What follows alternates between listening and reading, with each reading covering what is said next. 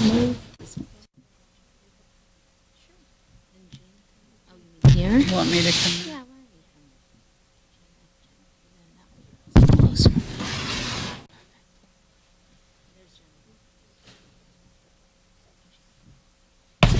Oh.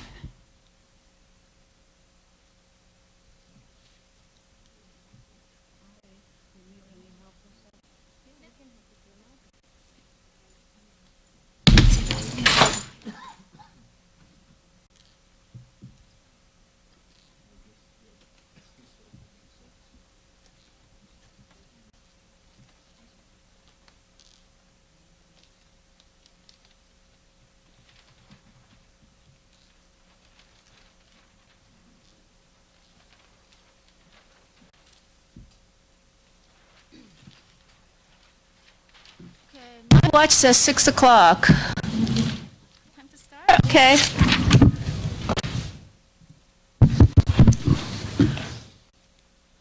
All right, welcome everyone.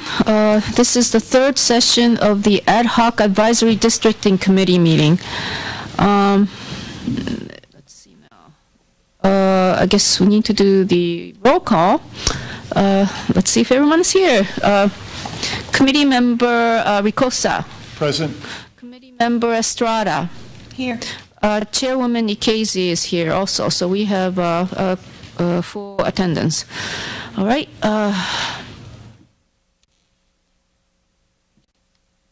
I'm going to read the Ad Hoc Advisory Districting Committee procedure. Okay, so welcome everyone to the third public hearing of the Ad Hoc Advisory Districting Committee. The purpose and the role of the committee and its public hearings are as follows. This Ad Hoc Committee has been established to hold the required 4 public hearings for council districting. Listen to and consider all the input received from the public. Review the recommendations from the demographer, and based on all these factors, provide a recommendation on the draft map indicating 2 districts. The committee will also be considering input on which should be named District 1 and which should be District 2. This decision will impact the sequencing of the districts. The committee is subject to all applicable provisions and requirements of the California Brown Act. Okay, the proceedings for public hearing. Public hearings are conducted by the chair in accordance with the following procedures. The chair of the committee directs all activities during the hearings. All comments shall be addressed to the committee members of the public. Members of the public shall be given up to 3 minutes. However, this may be reduced subject to the number of speakers and at the chair's discretion. No additional comments shall be heard upon the close of public hearing, although the committee reserves the right to direct questions to any speaker on any matter. This third public hearing shall focus on the draft maps provided by the demographer, posted 7 days ago, and the potential sequencing of the elections, which shall depend on which district will be deemed as District 1. This committee invites the public to provide comments on the maps and potential sequencing, and is looking forward to hearing all input. Okay. Let's see. Okay, so first, let's see if any member of the public has any presentation on any matter. Okay, none. Okay, let's go to the next item, which is the approval of minutes from March 8th, 2018.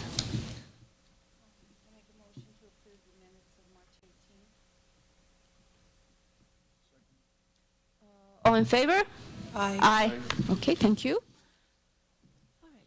All right. Let's see. Review of legal parameters. Who's doing that?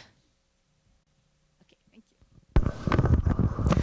Good evening, Chair Casey, committee members, and members of the public. My name is Diana Fazeli, and I'm with the City Attorney's Office, and I'm here for the third time providing you the legal parameters on districting.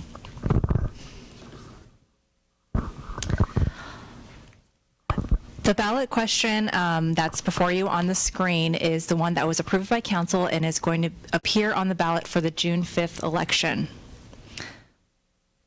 If approved, the ballot measure would change the charter so as to create 2 council districts with with each district being represented by 3 council members.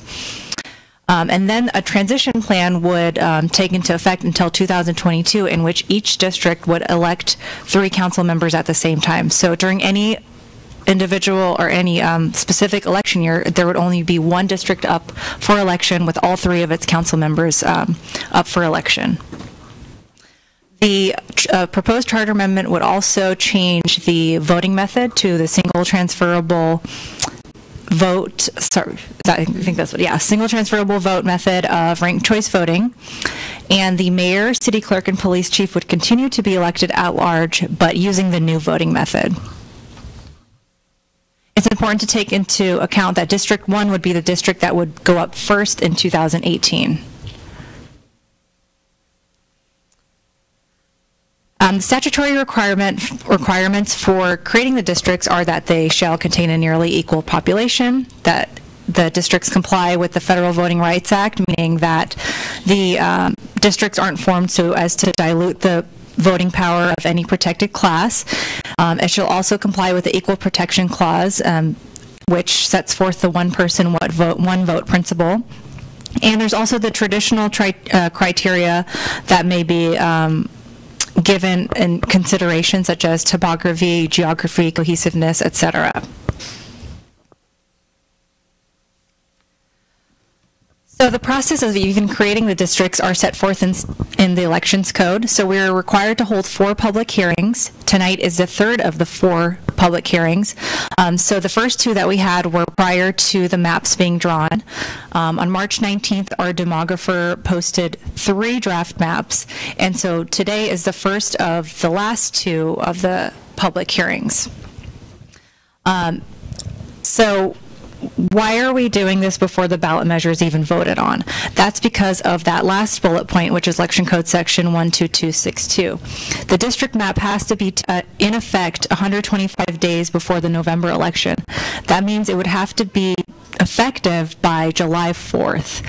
The Registrar of Voters doesn't finish canvassing its votes for the June election until July 5th. So that's why we are doing this process now, so that by the time the November 2018 election happens, we have the districts in place if the ballot measure is passed.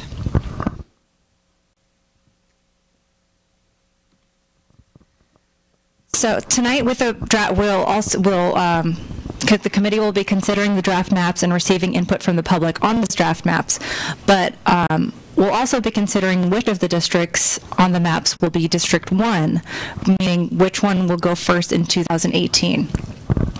So in considering what district will be District 1, the committee must give special consideration to the purposes of the California Voting Rights Act and shall take into account the preferences expressed by members of the districts. So the purpose of the California Voting Rights Act is to remove any impediments to the ability of minority voters to influence elections, or in other words, to elect candidates of their choice. The role of the committee is to hold the required 4 public hearings, listen to and consider all the input received from the public, review the demographer's recommendations, and provide a recommendation not only on the draft map, but also which district in that draft map would be designated as Districts 1 and Districts 2 for purposes of sequencing. And I'd be happy to answer any questions.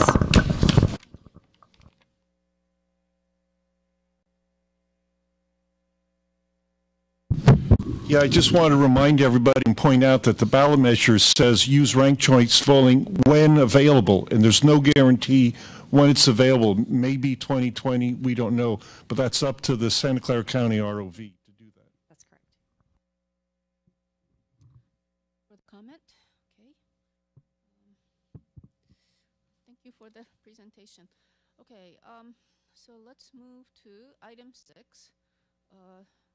Presentation on proposed district boundary maps. I guess that would... Oh, yes. Presentation by Dr. Gobalay. So here we are again. I'm going to talk mostly about the 3 draft plans that were aired after the most recent committee meeting. And they've been posted on the city's website for a week now. and I'm sure that some of you who are interested have taken the opportunity to review them. First of all, I wanted to emphasize the most important legal criteria, legal requirements that I, as a demographer, take into account. And these legal requirements are to balance the Census 2010 total population. Census 2010, which is a long time ago, but we have to keep the plan's total deviation at 10% or lower using 2010 population counts. And I have deviation information for you later on for the new draft plans. And the second legal criterion concerns the Federal Voting Rights Act, and we need to be able to provide opportunities for members of groups protected under that act to elect representatives of their choice. And we measure that using the citizen voting age population, also called CVAP. You've seen this map and the next one before, but what you're looking at are census block level maps of the distribution of the city's total population by race ethnicity. And the race ethnic categories are from the U.S. Census, and people answering the census questionnaires identify themselves as a member of the particular group. The next map shows estimates of the citizen voting age population, those eligible to vote, which, as I said just a moment ago, is the measure used to see the degree of conformity of a particular plan with the Federal Voting Rights Act's requirements. These estimates are from small survey samples and are somewhat inexact. So these are not solid numbers the way the Census 2010 population counts are. So after our last meeting, I started developing draft plans. And I intended at the beginning to just have a map that showed how to split the city into northern and southern council districts. And another one to show western and eastern council districts. But then that second plan, the west-east plan, had some drawbacks, so I developed a third map, which is sort of a hybrid between the north-south council district approach and the west-east approach. The 3 bullet points on this slide show what I took into account when drawing the draft plans.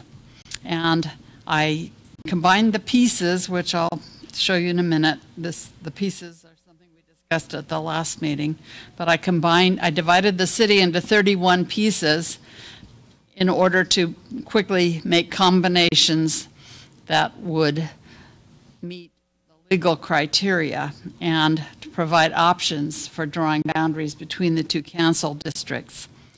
The pieces were drawn taking into account major thoroughfares, neighborhoods, election precinct boundaries, Santa Clara Unified School District, elementary attendance areas.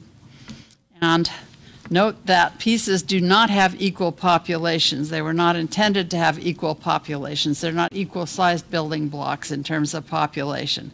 They're intended to be chunks of territory that maybe belong together, that are useful to aggregate into council districts.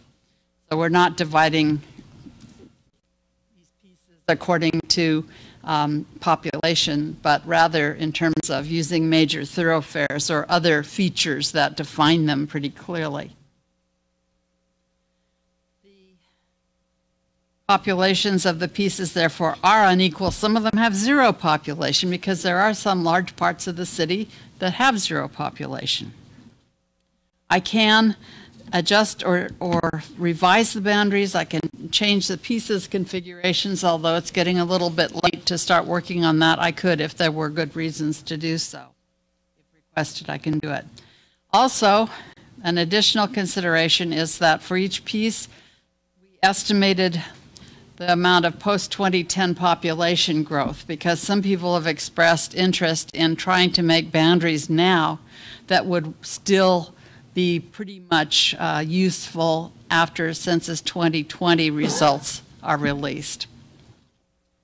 So the estimated post-2010 population is just the population from new housing development. There are other things that causes populations to grow or shrink and not connected with housing development, but at least we can estimate and have estimated from the new housing. This is the pieces map that I showed you last time and discussed. And the next slide, well, each slide is labeled, not that you can read it from here, but you can look on the city's website and zoom in. The top number on each piece's label is the piece number. The second label is the Census 2010 total population count.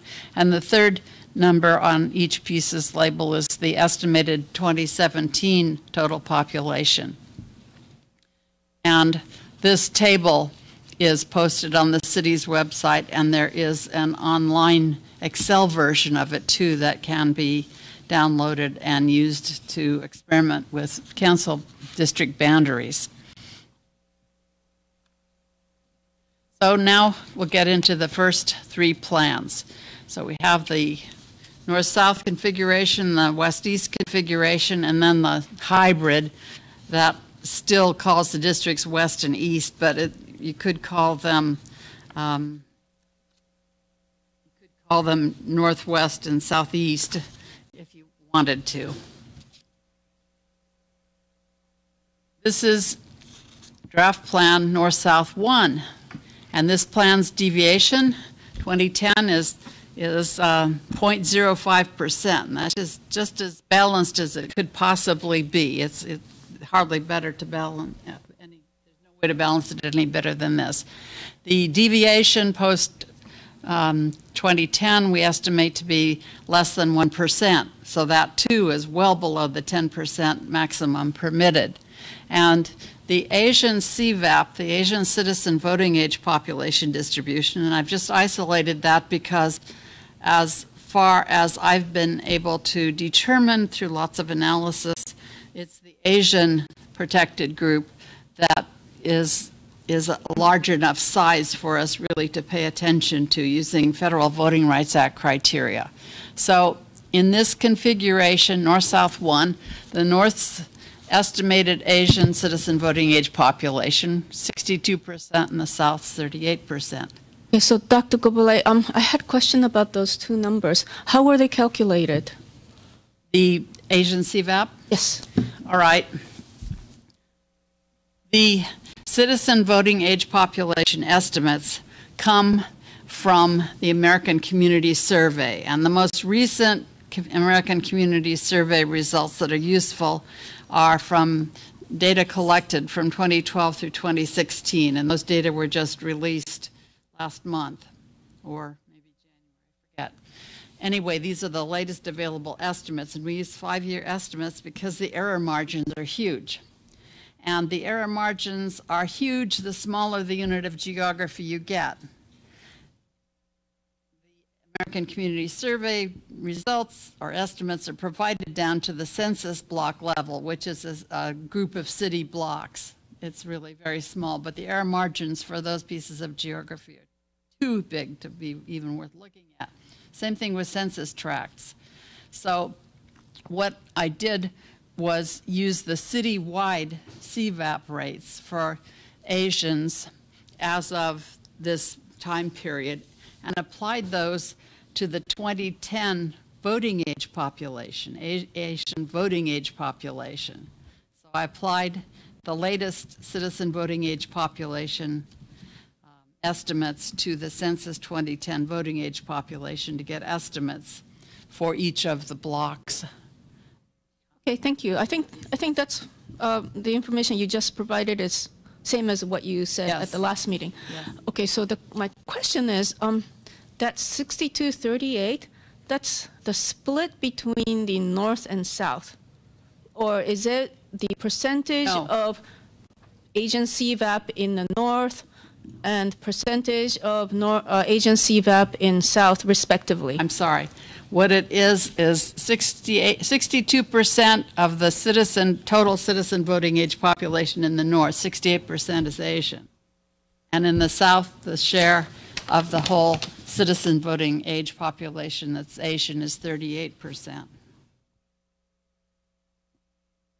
Okay, thank you. So they don't add up to 100%, and they shouldn't. But they do. Well, That's why this is just a coincidence. Sure.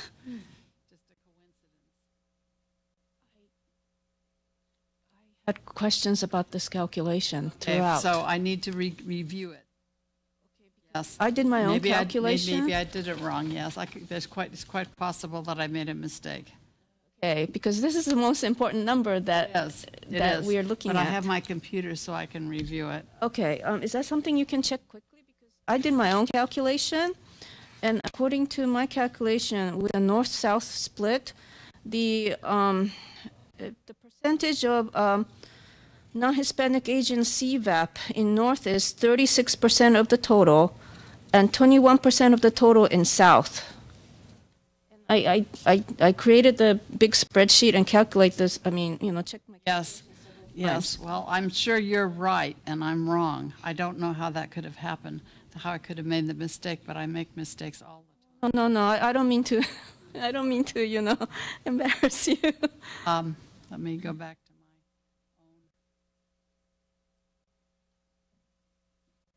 own.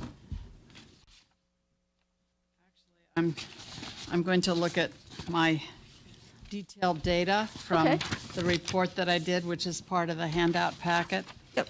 So I'm looking at the detailed data for Draft Plan North-South 1. So if you look down near the bottom here,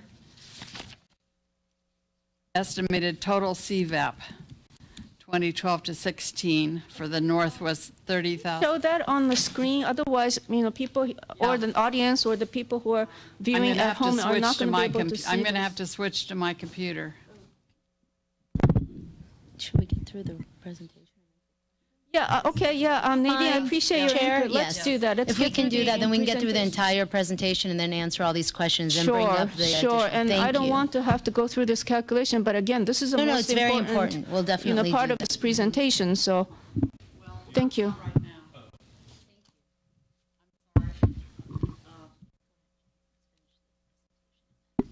And the West-East plan, which is not really a West-East division, just as North-South is not a West-East division, is not just a straight North-South line or straight East-West line, but these are approximate names for the plans. And this plan's deviation in 2010 population would be 7% rounded off, and the estimated deviation using estimated 2017 populations is over 14%, which means this plan would not work after Census 2020 results, most likely because of uneven population growth in the East and the West. The West has had a lot more housing growth than the East on this map. And the Asian CVAP estimates, which I need to re-examine, are 46% for the West and 54% for the East. And then the hybrid plan, which is really Northwest, Southeast, we have a plan deviation of 4.3% using Census 2010 data and 5% using the post-2017 population growth added to 2010 for 5% deviation. So this plan, like the first one, would endure, presumably, if that's all there is to population change between 2010 and 2020, which is not the case. But this plan would probably still be okay after Census 2020. But I say that with some reservations. So in this hybrid plan, which is the bigger? Is the large. It is the total population, well, I actually have a summary slide later on. Oh, great. Okay, thank you. That we can use. Here it is. So here we have the salient measures over on the left, the census 2010 total population, and then the estimated 2017 total population, and the CVAP numbers and percentages, which are in question now. So the West is larger, but, sorry, in draft plan WE2, the East is a little bit larger than the West. Over in the right pair of columns.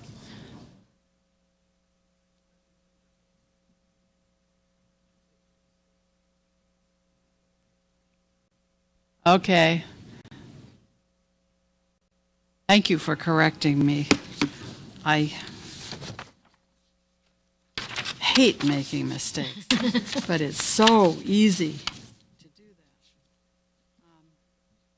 Anyway, the data sheet from the report that's online that I'm going to bring up again in a while has the right numbers in it. So that was a typo I made late this afternoon when I did this table. So, yes, those are the statistics, with the exception of that East population, but the deviation's correct. All right, on the city's website, there are these 4 sets of informational maps, 1 per districting plan. And first set is each of the plans overlaid on election precincts, because to some extent those were a basis for drawing the pieces boundaries. And you can see which precincts might have to be redesigned by the registrar of voters. And there aren't too many in any of the plans. I don't think that you should pick one of the plans based on this as a criterion. I think that the the county registrar of voters would not have much trouble implementing this plan.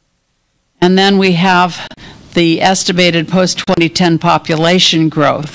And you can see why the middle map, the West-East Plan 1, isn't balanced anymore with the new population taken into account, because much of the city's housing and population growth from new housing has been in the West in this map. The reason that we get back into balance in West-East Plan 2 is that we have drawn the boundary here. So we have a lot of housing growth in the West or Northwest district, and a lot in the East or the Southeast.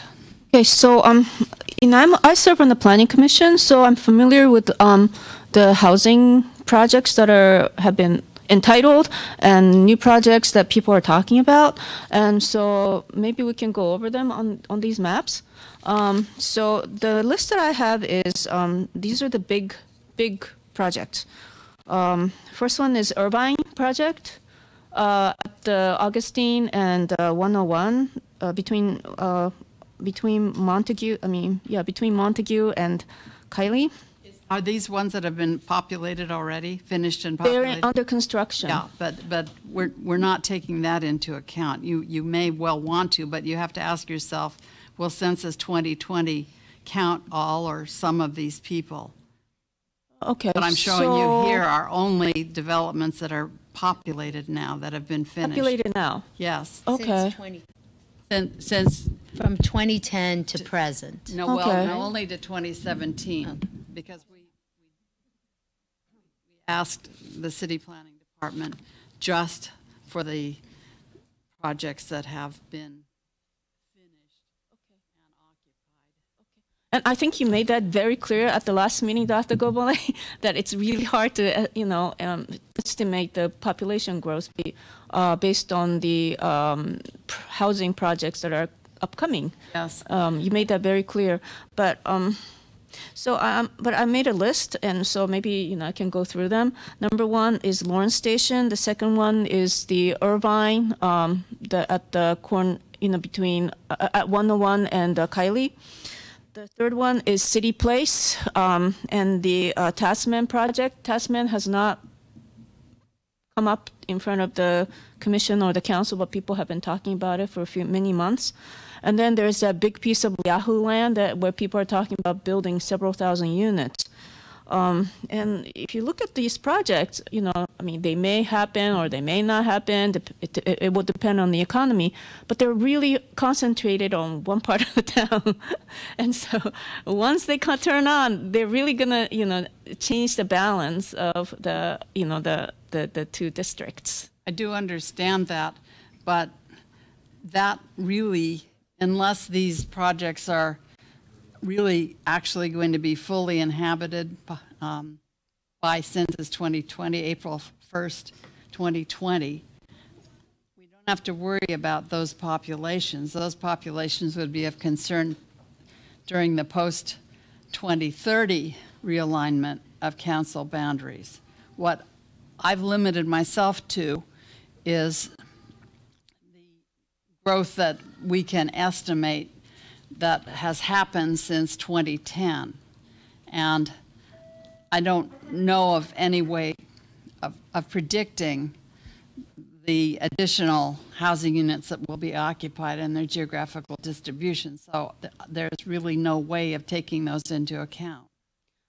Thank you. So what I'm hearing is that I understand the limitations of, you know, the assessing the population growth and what is legally allowed and incorporating that information into the counting the population in each district. But the net effect of what I'm hearing is, provided that all these projects come through, I'm expecting that based on the current trend, those new housing is going to change the demography even more. If they come on, they're going to accelerate the current changes that we're seeing. So during the years between 2020 and 2030, we're going to have a significant demographic change again, but that's not going to be reflected in our district boundaries for 10 years until 2031. Is that what's going to happen? Yes. Okay. And census date is going to be 2 years from this Sunday. Right. What you really need to be thinking about is how much new population is the city going to get from new housing between now and then. And even so, it's pretty iffy, as you said, market conditions and the mix of kinds of units and all kinds of things that perhaps haven't been decided yet or can't be determined yet will play a role in this. Thank you.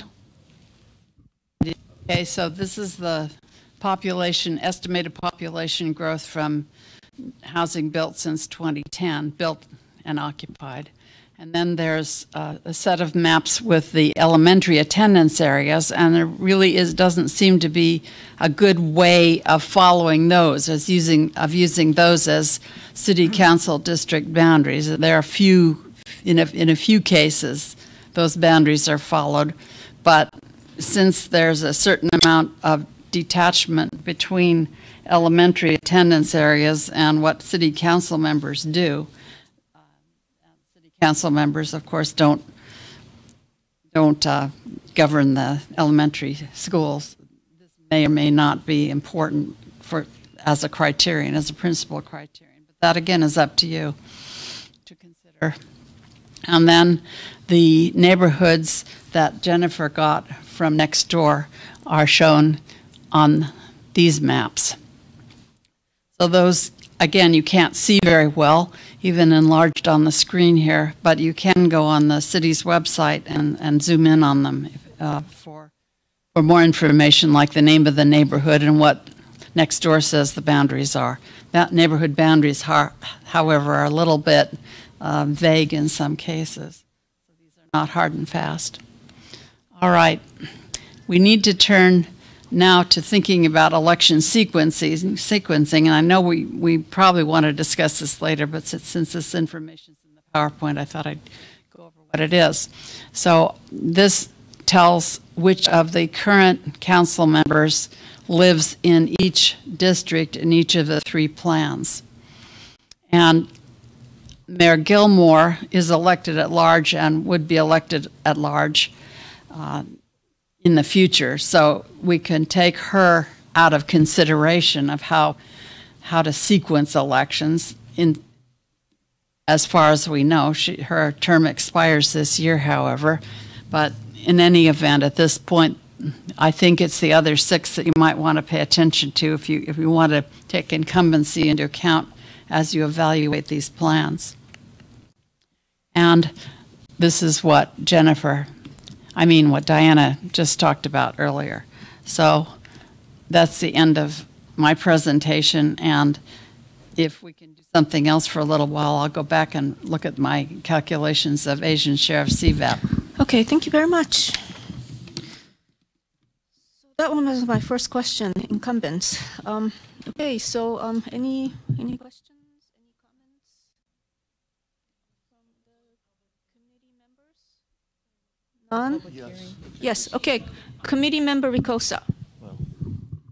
Again, I just wanted to thank Dr. Gobele for the great work that she's done. These maps are very clear and easy to read. I know they're subject to revision and such as we move forward, but thank you very much for a great base from which to work from.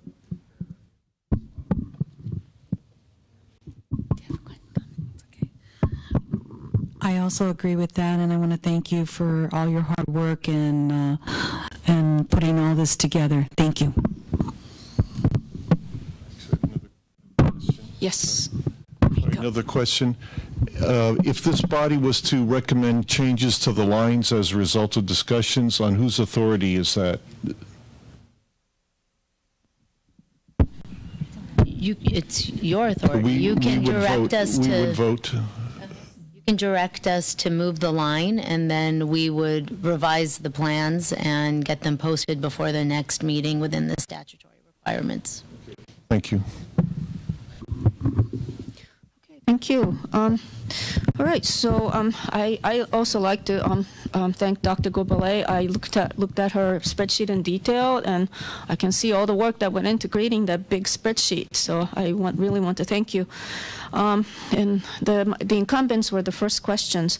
Now, the second question, I hear different things from different people, but if this ordinance were to go through, is that going to reset the council terms again? No, it would not reset their terms under the charter section for term limits. It would not reset their terms. Okay. So somebody who has 2 terms as of today is going to have the 2 terms after, regardless of the results of the. So the term limits have only starting in December 2016. So in essence, all of the council members are still in their first term under the 2-term limit. Thank you. So the next question is, has anyone, after the city posted this, has anyone submitted any proposals to change the current 3 proposals?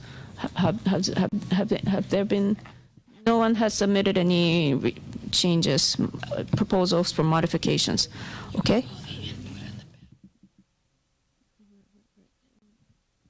Well, no, that I'm not talking about that input. I'm talking about changing the boundaries from based on what the 3 boundaries that Dr. Gobele presented. If anyone has submitted any other plans, and what I'm hearing is an open city hall topic, which we need to check what the comments are just between the time we posted it and today, and then it sounds like maybe we have a couple emails that we need to also check. So we will do that and make sure we get it to the committee before the next meeting. This is work in progress. Yes. Okay, I understand. Thank you. All right. So my question about the, which district is gonna go first, and what I noticed that depending on which part of the city gets picked as the first one to go, that district is going to be, well, I can't remember what it looked like, but one district will the officials in one district will be elected in the presidential election year, and the second district, the election will take place off of the presidential election year. And I've seen many statistics that where the turnout is much higher during the presidential election year, and that's going to probably affect the outcome of the our election, the council election. So has anyone put any thought to that?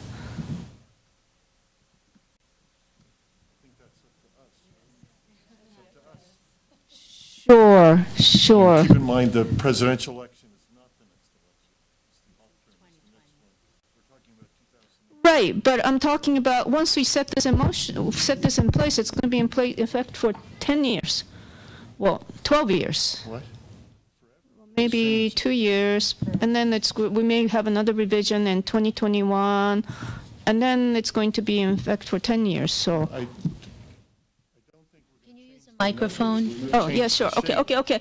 So I guess let's have this in the way that we normally run meetings. I think the person who wants to speak, the committee member who wants to speak needs to be recognized by the chair. That's how we run these meetings. So I have my first question, and if anyone in the staff wants to respond, then I guess. Can you repeat the question again? Yes, the question is, so what would be the impact of the having one district, council members in one district being elected in the presidential election year, and the council members from the other district being elected in the off year, and that's going to continue on in perpetuity unless we make changes? I don't know how you would make changes. That's our election cycle. So, I mean, there are obviously when there are more people that come out to vote, usually when it is a presidential election. But maybe I'm missing the question. I guess what I want to know is if the turnouts are different. For sequencing, are you? Right, sequencing, and then if the turnouts are different in one district versus the other consistently, election after election, is that going to skew the electoral process? Is that something that people have thought about? To my knowledge, that's not something staff considered. This was the recommendation that was brought forward by Charter Review Committee and adopted by the council, and staff hasn't looked into what the effects of the election years and the cycles would have on one district or another, because this is the process we're going through to decide which district will go first. So we didn't do any analytical research on that. Okay. Was this issue ever raised at the Charter Review?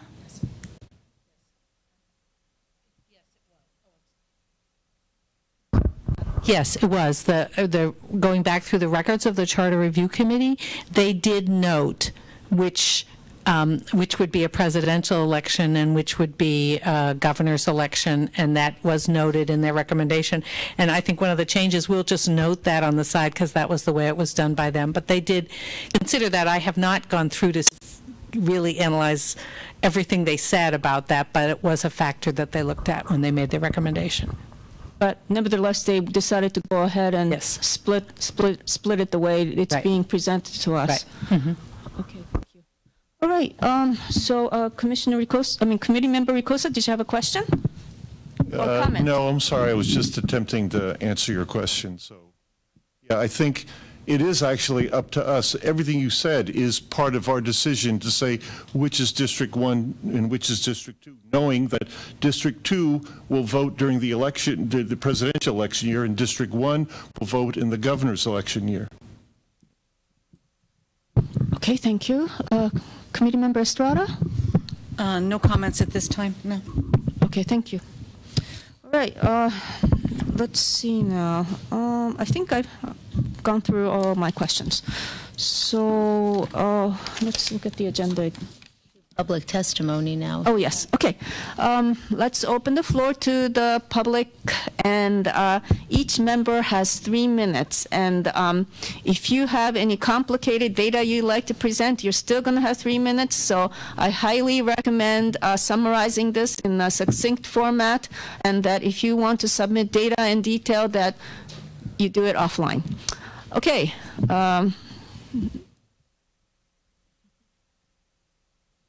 Anyone would like to speak?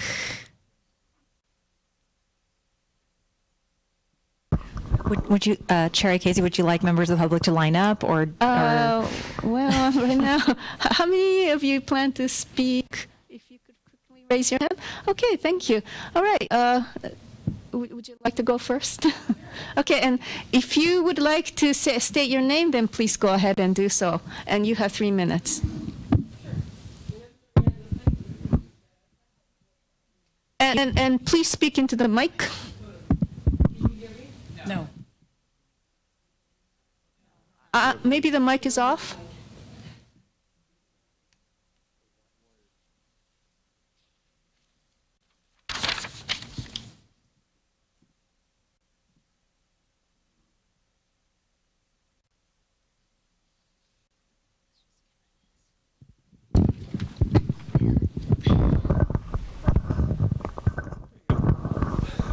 Thank you.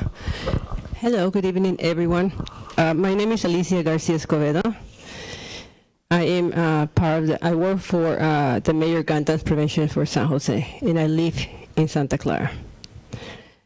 Lo and behold, that I thought that I will be nearly to be homeless. And the reason being is because we do not have rent control in this area.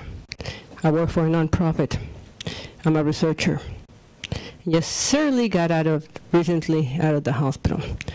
We had somebody from the, and it has nothing to do with the PG&E, but it's somebody from a contractor, maybe from the PG&E, so Javi, who came into my home and represented that we were going to be having refrigerators and microwave for free. I thought that was from my landlord, and it did not happen to be that way.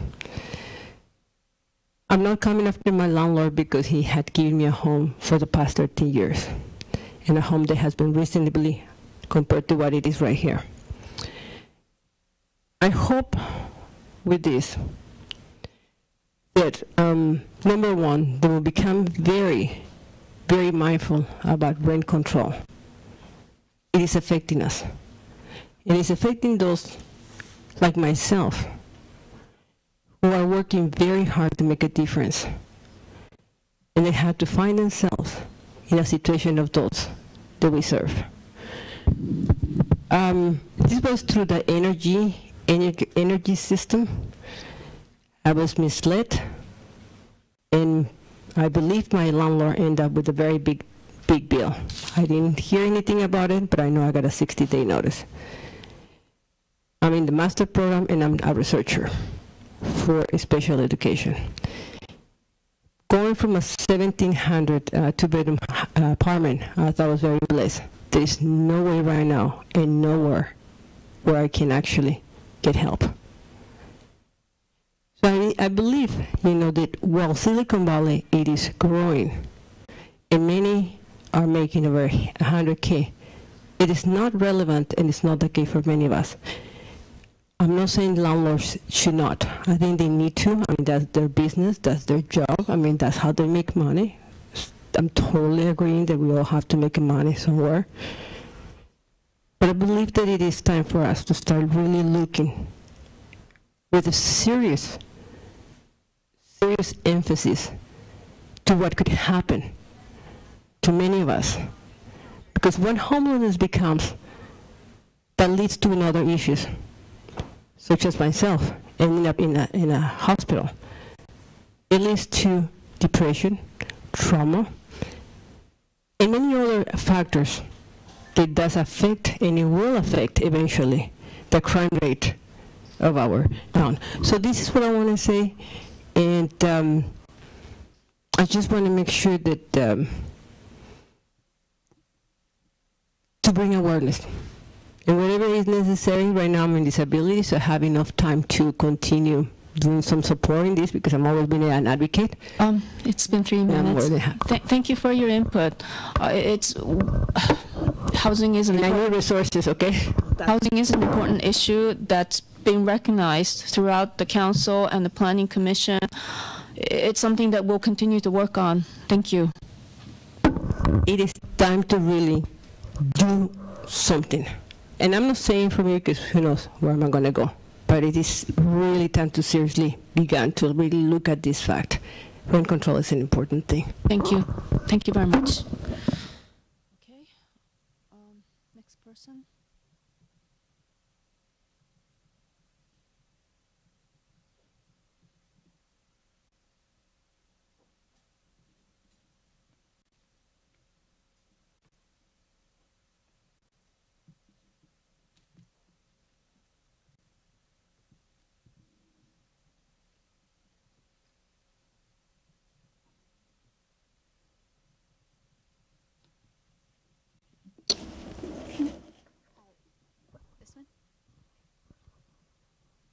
Hello? Hello? Okay. Oh, yes, we can hear you.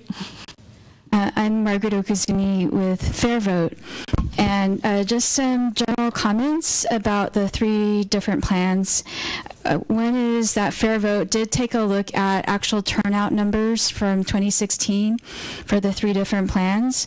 And according to our preliminary analysis, the plans NS1 and WE2 are fairly similar in their results and would give the best chance for Asian American and Latino voters to elect a candidate of choice. But the WE1 plan is problematic. It's also the most imbalanced plan, so we definitely would recommend against a line, the WE1 line. I did notice another issue with the WE2 plan, which is that a line along Montague Expressway does seem to divide the major Filipino population, so that is a concern. But otherwise, numerically, just straight considering the Asian American and Latino turnout numbers from 2016, it's pretty similar overall numerically. We would ask the demographer to do that analysis and present that to you for next time. And my last comment is that I noticed in the public comments on the Open City Hall that most people did say that they would prefer El Camino Real as a dividing line, but there were a lot of people who also said San Tomas Expressway for north-south. So you might consider looking at a draft that does, because I noticed the WE1 and 2 plans do deviate from San Tomas Expressway, so seeing what happens if you draw it more along San Tomas Expressway and perhaps with other adjustments or not. Thank you. Thank you very much, Ms. Okusumi. So when you say Filipino neighborhood, where are you talking about?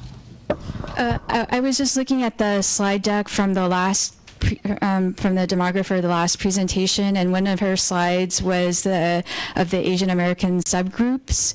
So she's got different pie charts, and if you look at that, there's a slide, I think it was slide 27 out of 31, where she shows the subgroups. So I would encourage you to take a look at that.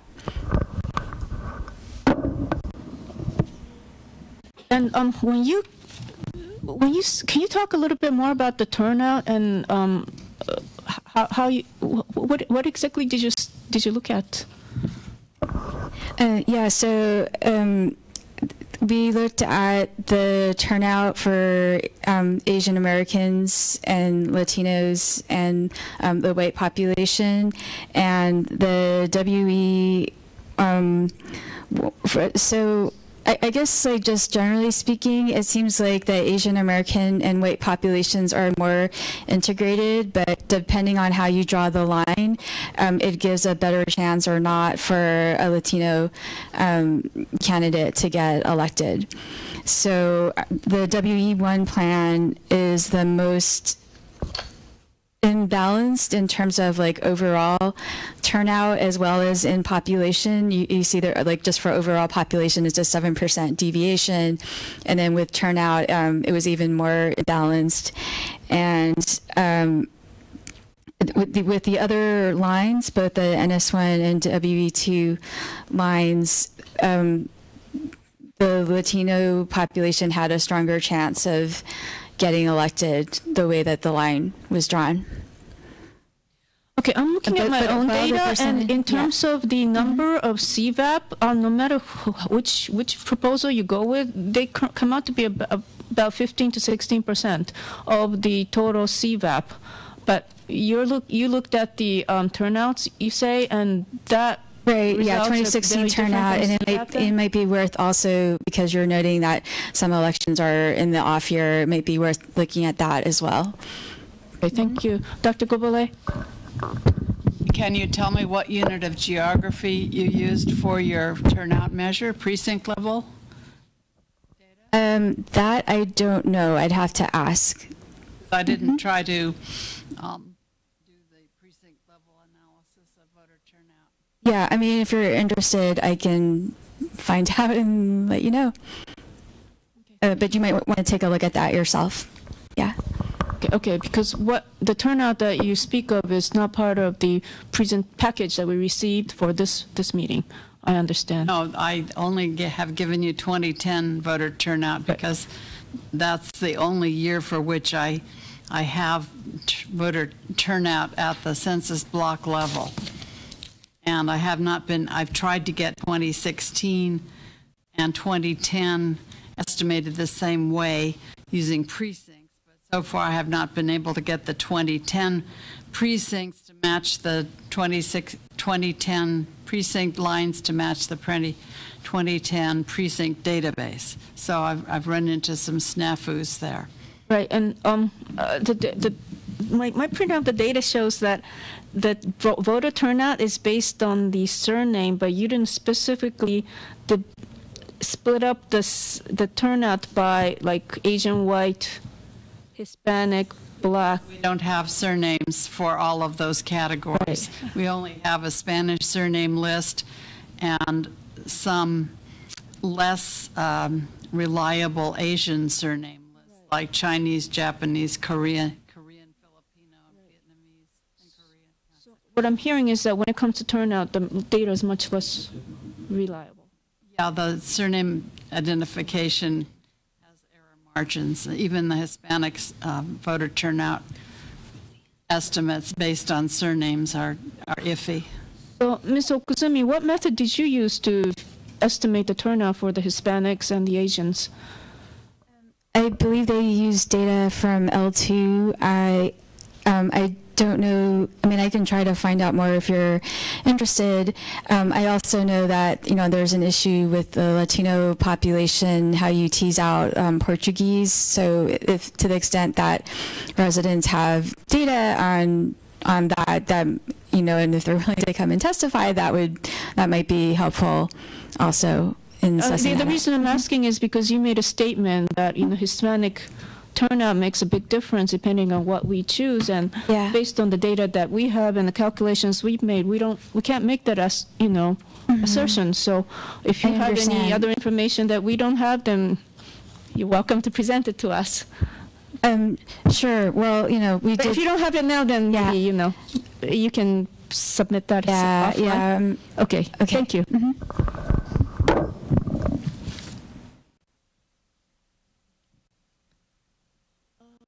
I have the corrected CVAP numbers if you want great. them. Would this be a good time at the end of the public presentation, but let's wait for all those percentages are wrong on those detailed tables. Do you have that in the form that we can all look at on the slide? I hooked my computer up over there, great. But maybe we should finish. Okay, great. Let's continue with the public presentation.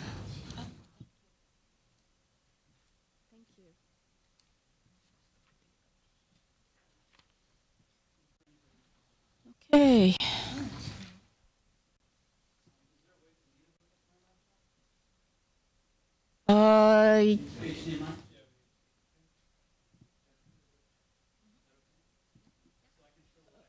Okay, sure.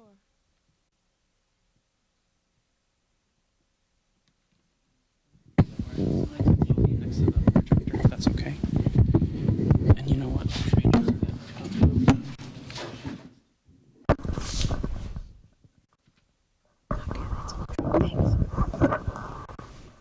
May I make 2 corrections for the record before my 3 minutes start?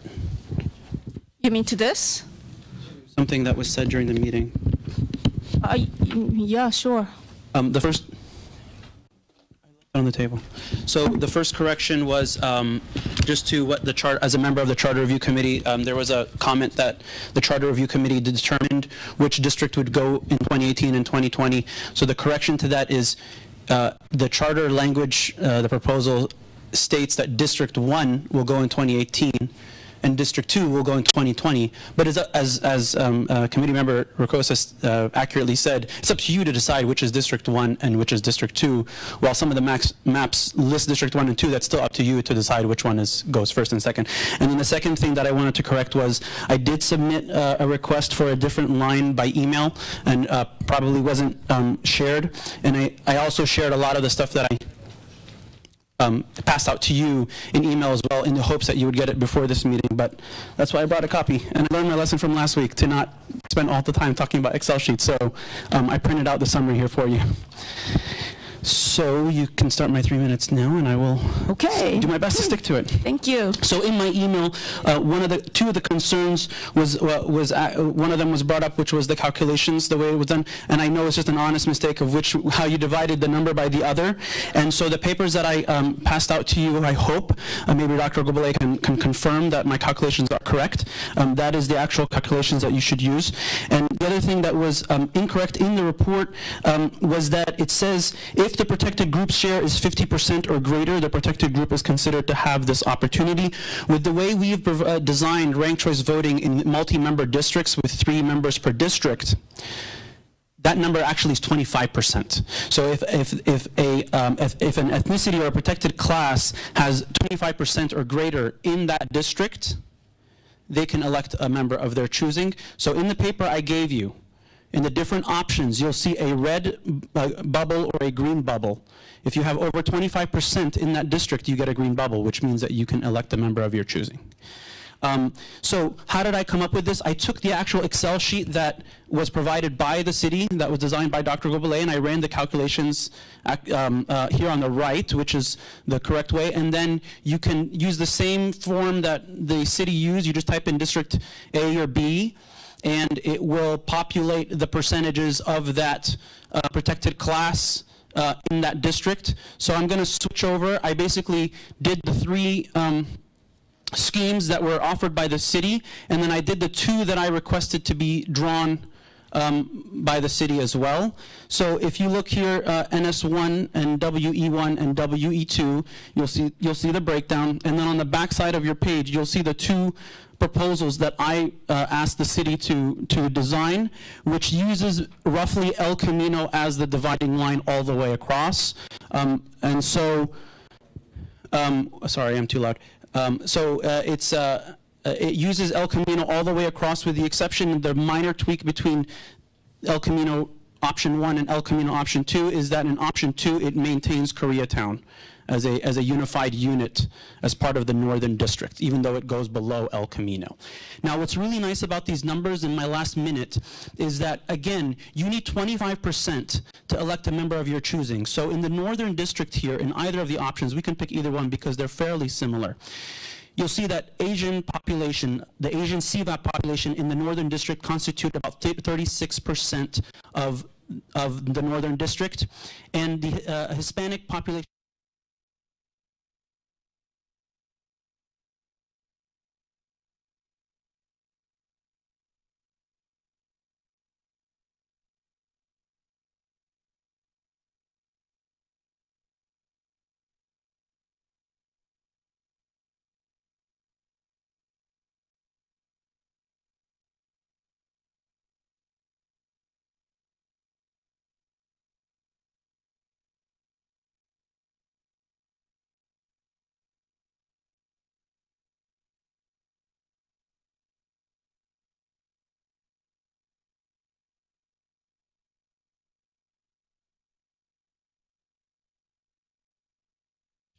is part of it is Koreatown to be part of the Northern District as well, and I'm happy to answer any questions about my calculations here. I think my time is up.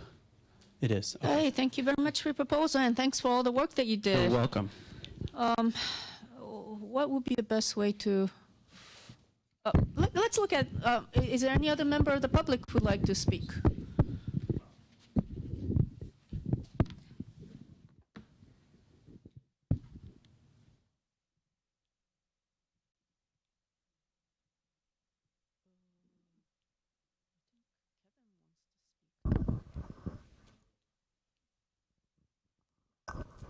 So thank you very much. My name is Kevin Park. I also looked at the numbers using Hossam's spreadsheet, actually, so I have the numbers that he has. I'd like to make a couple of corrections. The first one is the north-south number 2, neither one preserves Koreatown. I don't think he has a full understanding of what Koreatown is. The second thing is, I do like the fact that, I do like the option that goes along San Tomas and then cuts across Homestead. I understand that does split where the high growth areas are, but that also closely follows the school districts. I mean, I've been told time and time again, there's all these criteria that we have to use for justifying why we draw the lines, and I don't see the justifications for any of these lines except the one that tries to split what we consider the high growth areas. In fact, if you follow the school district lines going down San Tomas and cutting across Homestead, you'll find that the numbers, percentages, are very close. They're within 1%. And if you use the 2017 numbers, they actually get closer, right? You'll see that they actually get closer. I will write something up. I do have actually a spreadsheet. I do have a map here. I'll send that in rather than try to explain that in my 3 minutes. Also, I do know what my voting numbers were, meaning when I ran for city council, I know which areas, which precincts kind of voted highly for me. I know where those are, and I know where those are on the map. And I think that a lot of these options would split those votes. When I looked at 2 other people. One was Mohammed Nadeem, who is also a minority, kind of a minority candidate. And I looked at another friend, Debbie Brash, just to see what else that she was going to look, you know, where she would go. And I think that a lot of these numbers actually split the votes that the minority candidates actually got, independent of how many or what percentage of the minority candidates actually voted, right? We don't know who voted. You know, I don't actually care who voted for that. I do see where the people voted for the minority candidates. That being the case, I look forward to submitting and getting feedback on this, and I will look again at some of the other areas, including, you know, where the growth areas are. But I think that as you see the growth increase by creating something that's a little bit of a deficit today, we will get closer to parity as time continues. And that's another thing I looked at. Thank you very much. Thank you very much. Anyone else? Right, so any motion to close public hearing? I'll make the motion. Second. All in favor? Aye. Aye. Okay. Right, so let's go back to item, where's my agenda? Item number 5, presentation by Dr. Goulet. All right. First of all, I'd be happy to analyze any other districting plans for which I get information, direction, and what you did for your El Camino, Real North, South 1 and 2 with the piece numbers identified that go each way is very helpful. That's really all I need is a list of the pieces or print out of the Excel file, and then I can reconstruct your plan and provide the committee with data for the plan, including the post-2010 population growth from new housing. So I can project this corrected table from my PowerPoint if you'd like. Yes, please go ahead. Because I'm sure you figured it out right.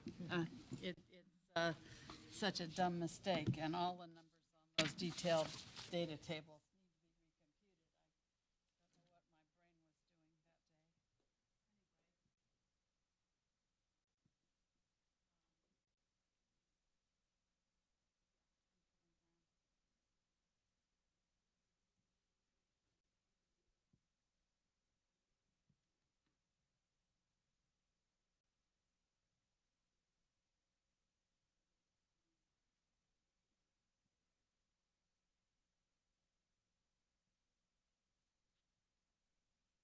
So here are the numbers. Would you like to get the microphone?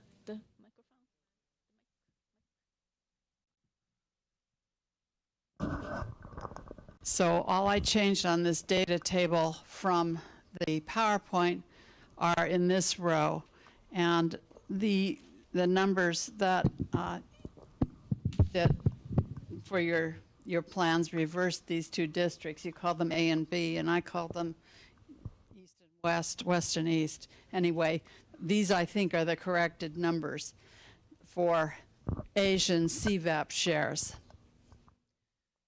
And using that 25% threshold that you mentioned, in Draft Plan North-South 1, the Asians would have a majority of those eligible to vote in the North District and 21% in the South District. And the way population ethnic mix is changing, maybe that would be closer to 25% once Census 2020 data come. And in Draft Plan West East 2, we have more than 25% in both districts.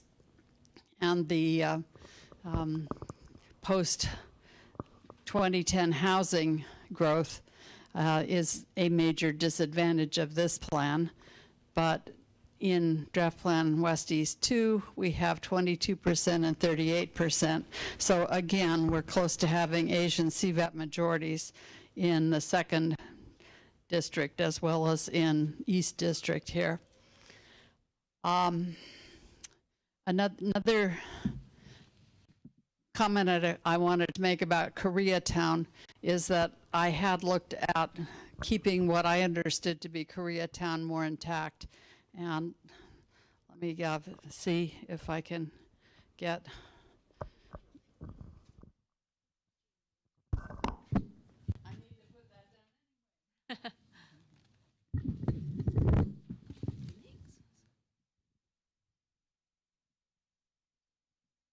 Thank you.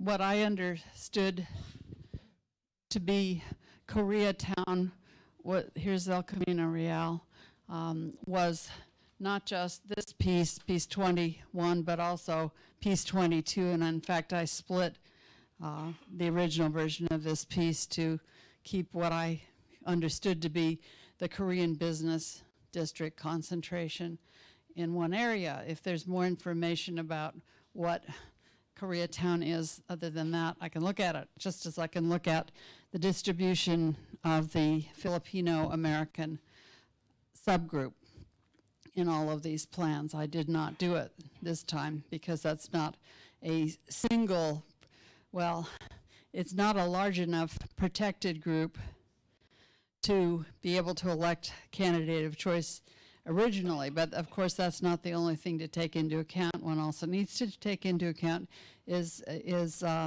if this group is more cohesive and distinct from other Asian American groups. What we are assuming in all these Asian CVAP measures is that the Asians vote alike, that they are a political coalition, they're politically cohesive, which is from the Federal Voting Rights Act language.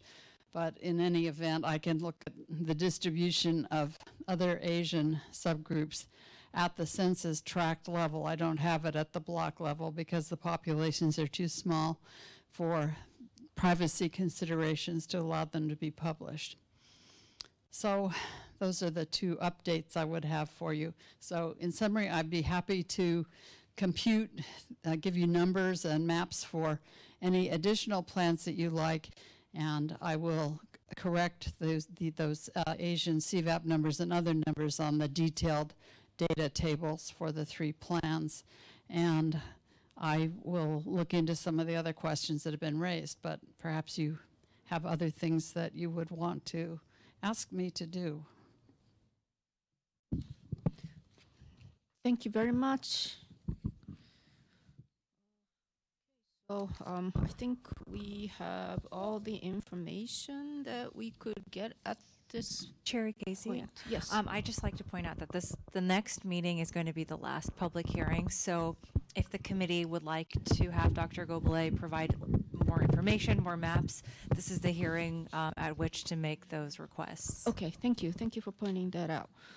because I'm thinking of how to proceed from this point and make sure that we close everybody's questions and come up with a recommendation at the next meeting. So I don't know. I'm still trying to think through this. But does any? Oh, okay. I think it appears that we have two formal proposals from Hossam, El Camino NS1 and El Camino NS2. I think we as a committee, I suggest we consider those if we vote for inclusion of those, and we may want to ask them other questions, or depending on how you want to proceed in accepting these two districting proposals. And I don't think there are any other formal proposals that we know of. And Mr. Parks?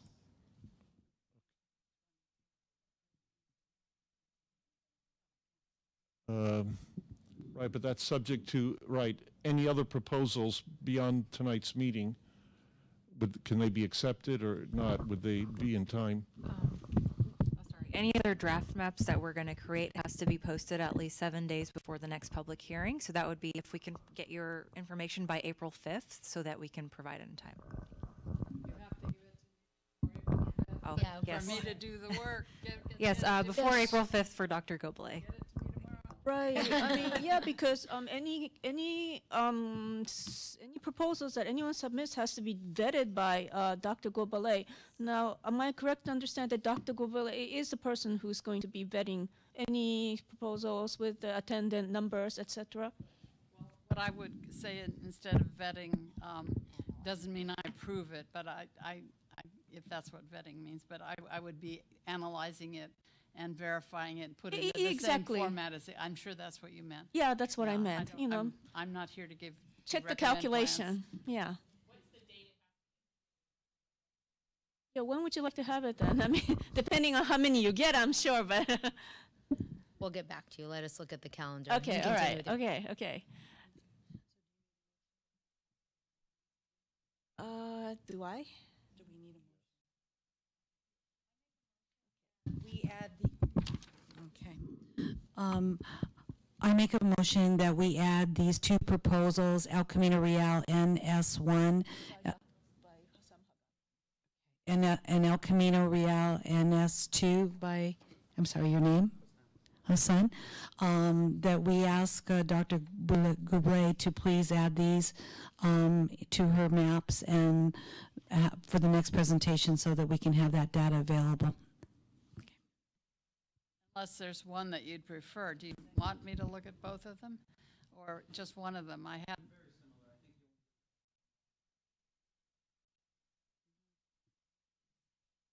think Okay, so do we have a second for Committee Member Estrada's motion?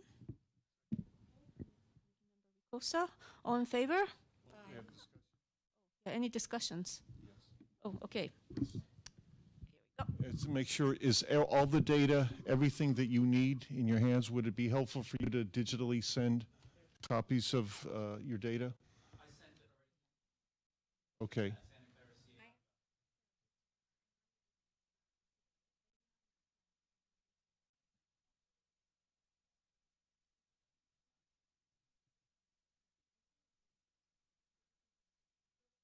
So, Dr. Goblet, you'll have everything you need to prepare.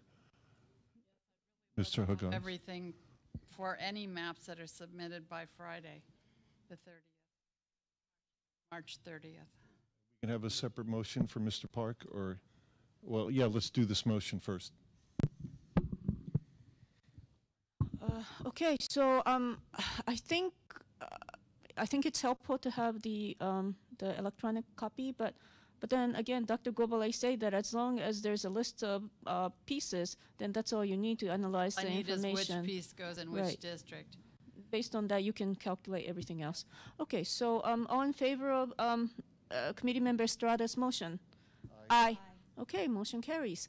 And again, Dr. Goblet said that any new proposals on where the boundaries should be, she would like to have it by this Friday to give her enough time to analyze the proposal. So if members of the audience and members who are looking at the streaming, if they would like to submit alternative proposals, please send that to City Hall by this Friday, or on this Friday. Well, we will continue to take input through next public hearing, but just, to analyze the actual maps by Friday. Okay, thank you. Okay, so at the next meeting, we need to make a decision. And so this is what I propose, and I would appreciate inputs from my fellow committee members. My proposal is to create a report similar to what Dr. Gobale presented. I can't say which. There was a slide that shows. Maybe we can scroll to that page on that. Oh, is that whose computer is that? Yeah. Oh, thank you. Oh yeah. That slide, the one before. Oh yeah, that one. Okay. So have something like that, but for in addition to those three, we just voted to add 2 additional proposals from Hassam Hagag. There are other people who are expressing interest. So every proposal that Dr. Gobale gets to analyze to create something similar. In addition, I'd like to see the which incumbents fits in which district.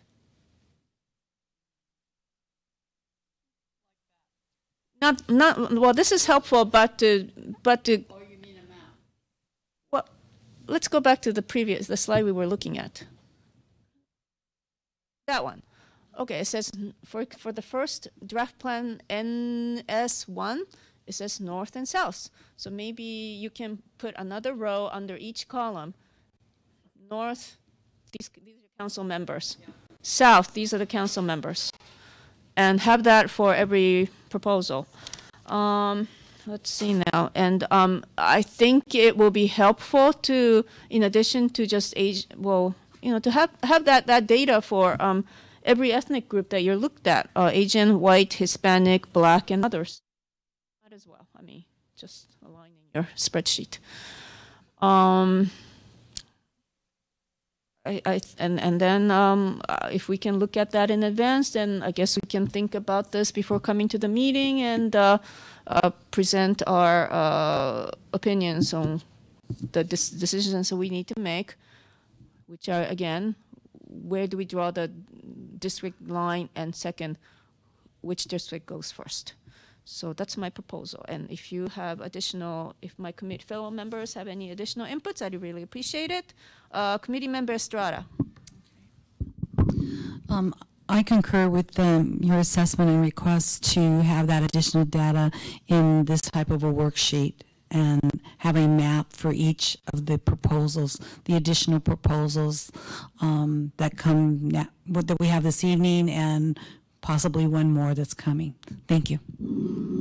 Okay, thank you.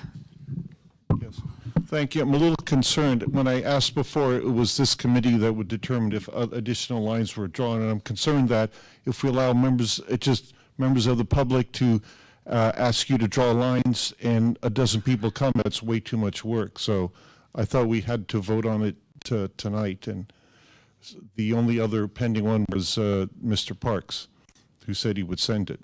But I am concerned that if just people, submit from now to April 5th, or if you could, the city, you could comment on this.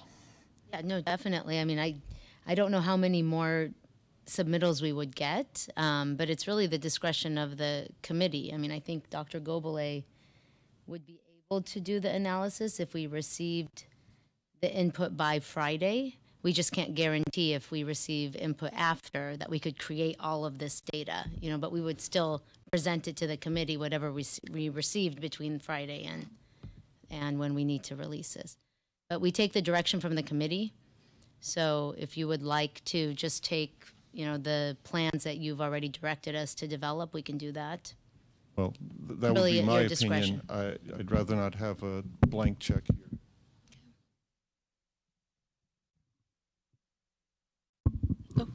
Committee Member Estrada. Okay. It's my understanding that we are scheduled to have 4 public hearings. If we would decide to do that this evening, then it loses the value of holding 4 public hearings. So I would not be in favor of voting tonight at all.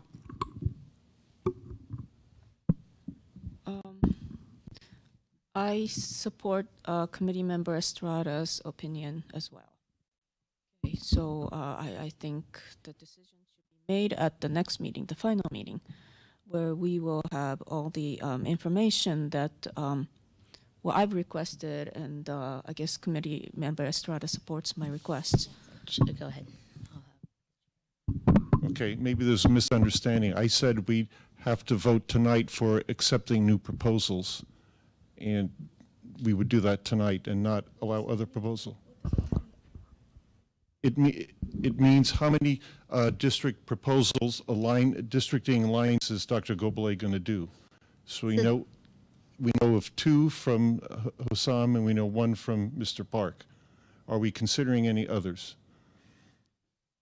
We don't have another meeting between now and the deadline for the preparation of the proposals. I think Committee Member Ricosa's concerned that maybe from a resource perspective, yes, if we continue to receive input, yes, just from anybody who provides it, and we do the full analysis, we haven't received the direction from the committee to do the analysis on those specific requests. So this evening we have Hossam's 2 maps that we'll analyze, ours that we're going to update, and Mr. Parks. So right now, that's what's on our horizon to analyze. Right. If we receive other ones, would you like us to analyze those, or we will submit them for your consideration at the next meeting? Okay, I think you clarified the issue for us. Thank you. What Dr. Gobele said, if it comes in by Friday, then she's going to be able to analyze. That's what I'm hearing. Is that correct, Dr. Gobele? Fingers crossed, yes. Okay, thank you. I really don't know how many more variations, too. Well, I mean, really, yeah. I mean, there are populations, and I think we have probably as many variations. It's just moving the lines slightly now, so right. It may not take as much. And people have suggestions like use a particular road as the dividing line, or a couple of different roads as dividing lines. If they try moving the pieces around and see if they can get population balance that way, it would help a lot to put forth a more concrete proposal. Today we heard a couple of comments, I think, about what major thoroughfares to use as dividing lines between the council districts, but I understand that there is a preference for some natural dividing lines that people think are really logical, but if someone has that in mind, I'd appreciate it if they develop a plan that actually uses that like El Camino or San Tomas Expressway as the dividing line to see if the population balances, because I'd rather not work on recreating a plan that's not balanced. So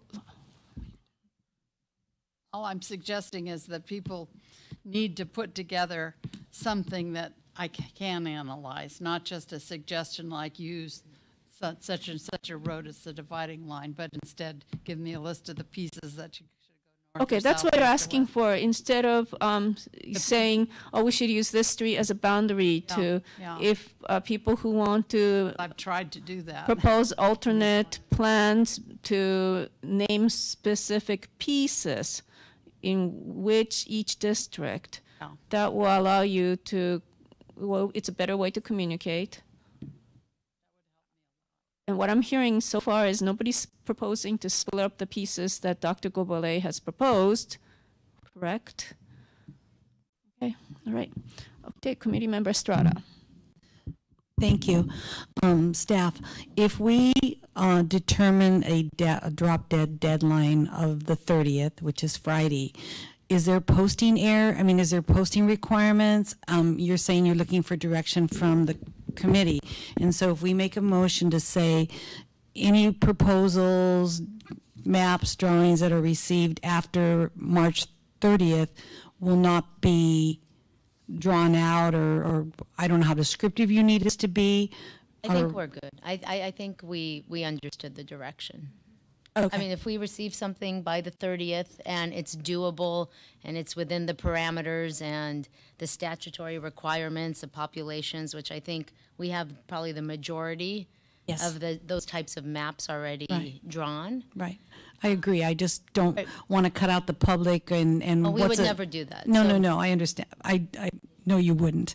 But did you need some direction as a specific date to say nothing further will be drawn out? Because we're taking public hearing through the next meeting, so and we want that information. It's just not going to be able to be in a PowerPoint. And there are more opportunities. I mean, even when you make your recommendation on April 12th, that recommendation is then going to go to the council on May 8th, and then the council may want to make some adjustments as well. I mean, they may not, but you know, that's another public hearing. It's also another official public hearing. Okay. So thank you.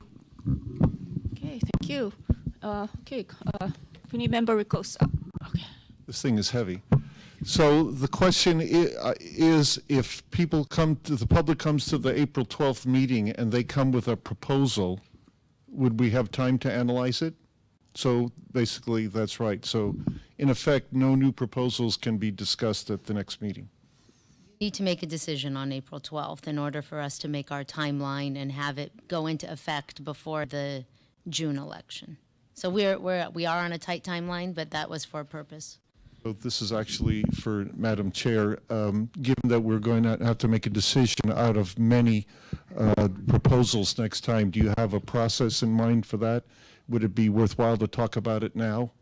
I mean, it could even be ranked choice voting, but anyway, do you have an idea?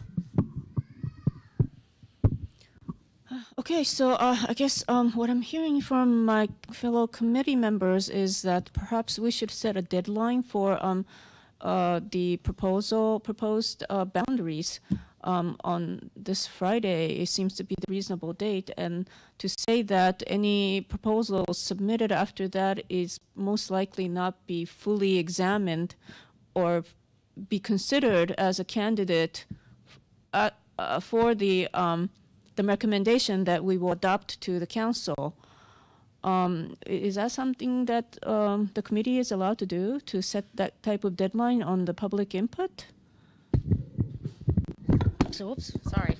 I don't think the committee would be precluding the public from providing input. It's just giving a deadline on when our consultant can provide the required analysis and allowing us to post that information within the statutory timeline, which is 7 days before the next public hearing.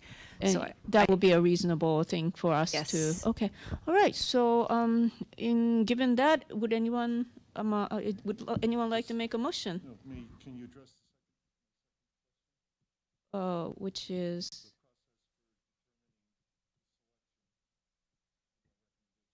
Okay. Well, let's do one thing at a time. So, do we have a motion? Do we have a motion to set the deadline for the public to submit alternate proposals on this Friday in order for it to be posted for the next meeting? Any seconds? Okay. Any discussions? Yes. Yes. Okay. I'm sorry. I thought that we didn't need to do this, and that doctor would take the data as much as she could and put it in a format that we would not preclude anybody from submitting anything that they want regarding this public hearing. So now I'm confused why we're making this motion. I'm sorry. So my understanding is that the public is not precluded from submitting a proposal, except in order for that proposal to be analyzed by Dr. Gobelet in a timely manner for the 7-day posting before the meeting, that proposal must be submitted by this Friday, is what I'm. You can also take direction on April 12th if we're moving the line a little bit within the meeting. You know, Dr. Gobelet can actually move the line based on input that we may receive after that point. And then we'll have plenty of time to post before the May 8th meeting. Okay. So you're not going to be you're not going to be boxed in. You can still make adjustments if you want to at that meeting. Okay, so we have a motion on the floor. Okay, so we have a motion and a second. All in favor? Aye. All right, thank you.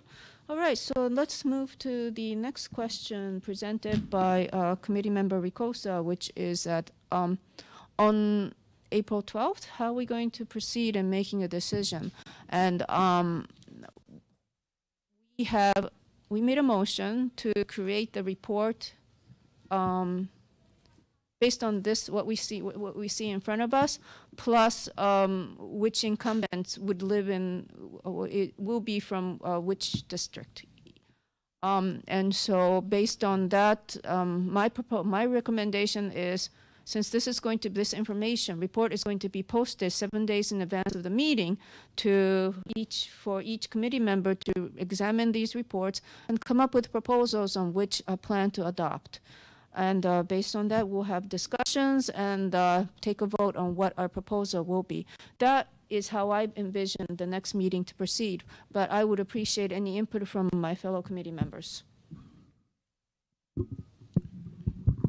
You're right. To borrow a page out of ranked choice voting, we would, that we as committee members would rank them 1 through 5 or 1 through N, and then go from there. That's an excellent idea, and I need to, as a chair, I need to think about, well, if we were to do this, how are we going to make our decision? I need to think this through. Okay, any input from Committee Member Estrada?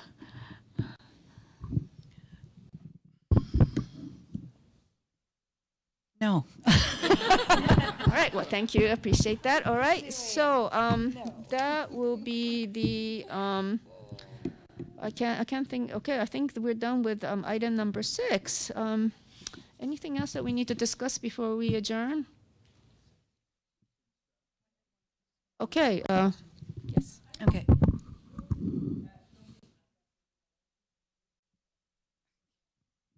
Excuse me, but you haven't been recognized by the chair, so let me have Committee Member Estrada speak first. Thank you. I just want to be sure that I understand. We're going to take public testimony next week, and then we will stay here until we make this vote. I'm sorry, April 12th. I'm sorry. Yeah, on April 12th. So we could be here for a few hours. Okay, thank you. Right. Okay, thank you. Okay, so did anyone want to speak? Okay, is there a motion to adjourn? I'll make a motion to